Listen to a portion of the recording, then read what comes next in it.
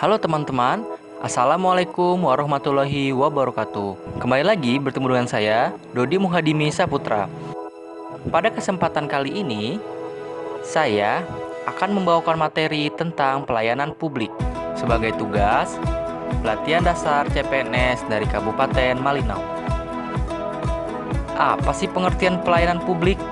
Pelayanan publik adalah kegiatan dalam rangka pemenuhan kebutuhan pelayanan sesuai dengan peraturan perundang-undangan bagi setiap warga negara dan penduduk atas barang, jasa, atau pelayanan administrasi yang disediakan oleh penyelenggara pelayanan publik.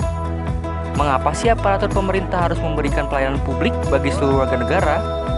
Karena pelayanan publik pada hakikatnya pemberian pelayanan prima kepada masyarakat yang merupakan kewajiban aparatur negara sebagai abdi masyarakat. Yang seperti kita tahu bahwa penerima layanan tersebut adalah masyarakat atau warga negara itu sendiri. Ada beberapa contoh jenis barang atau jasa yang termasuk dalam kategori barang atau jasa publik. Yang pertama, lampu jalan. Yang kedua, jalan raya. Yang ketiga, udara bersih. Yang keempat, akses jaringan elektronik. Yang kelima, layanan kesehatan. Mengapa monopoli membuat individu tidak dapat memperoleh barang atau jasa yang mereka butuhkan di pasar? Kita bahas dulu tentang monopoli pasar. Pasar ini hanya ada satu kekuatan atau kekuasaan pihak yang menguasai pasar dan mendominasi terjadinya transaksi ekonomi. Apabila barang dan jasa yang dibutuhkan tidak ada dan menyerupai atau menggantikan barang atau jasa tersebut, maka kondisi pasar yang dikuasai oleh satu penjual akan terus berlangsung. Selanjutnya, dampak bagi individu. Yang pertama, bagi produsen. Karena tidak ada persaingan dalam pasar, produsen akan seenaknya mematok harga sesuai dengan keinginan. Dan bagi konsumen tidak dapat menemukan produk lain dan tidak dapat mendapatkan harga yang pantas. Apa sih maksud dari barang atau jasa yang memiliki rivalry dan krudaritas yang rendah? Barang rivalry rendah adalah barang atau jasa tertentu yang telah dikonsumsi oleh individu tidak akan habis dan masih akan dapat digunakan tanpa mengurangi manfaat dari barang atau jasa tersebut. Sedangkan eksklusivitas yang rendah adalah produsen atau pemilik barang jasa tersebut sulit untuk melakukan upaya guna mencegah banyaknya orang untuk menikmati barang dan jasa tersebut.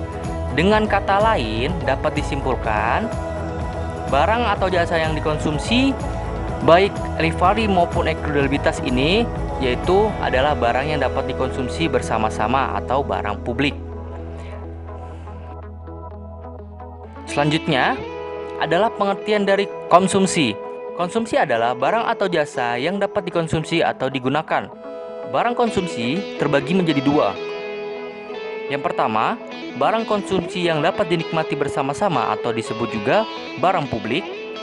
Yang kedua adalah barang konsumsi privat atau hanya dapat dinikmati oleh individu-individu tertentu.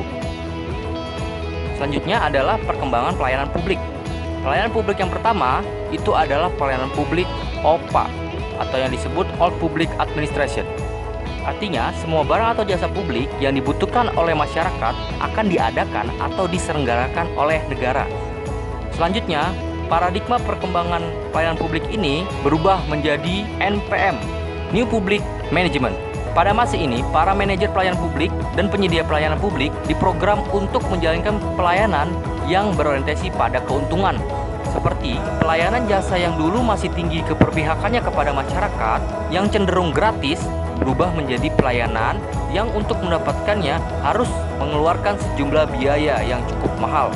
Berselang berapa lama, muncullah paradigma baru yang disebut New Public Service atau NPS. Paradigma ini menekan pentingnya keberadaan negara dalam mempersiapkan pelayanan yang dibutuhkan oleh masyarakat. Maksudnya, semua untuk menunjukkan eksistensi negara dalam melayani masyarakat. Apa sih perbedaan pelayanan publik dan pelayanan privat?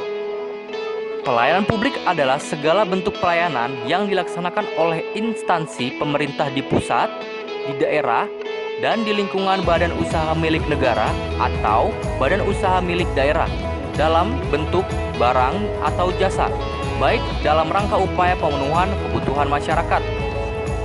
Sedangkan barang privat adalah pelayanan yang diberikan oleh pihak swasta yang berorientasi pada pelanggan atau stakeholder yang bertujuan untuk mencari keuntungan.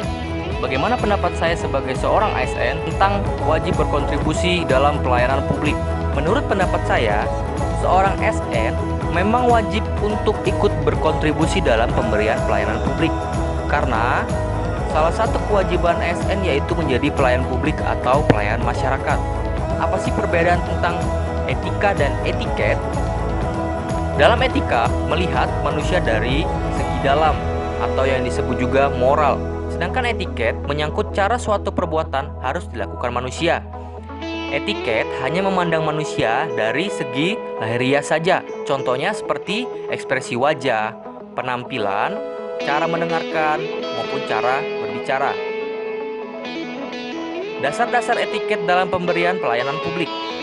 Dalam pemberian layanan kepada pengguna jasa, ada beberapa etiket yang harus dilakukan oleh ASN. Yang pertama, politeness. Yang kedua, respectful. Yang ketiga, attentive. Yang keempat, kooperatif. Yang kelima, tolerance. Yang keenam, informality. Yang ketujuh, self-control. Adapun beberapa tujuan dan manfaat etiket dalam pelayanan publik. Yang pertama, komunikatif. Yang kedua, atraktif. Yang ketiga, respectable. Dan yang keempat, self-confident. Baik, mungkin itu saja materi singkat yang dapat saya sampaikan kepada teman-teman sekalian. Mudah-mudahan materi yang saya sampaikan bermanfaat.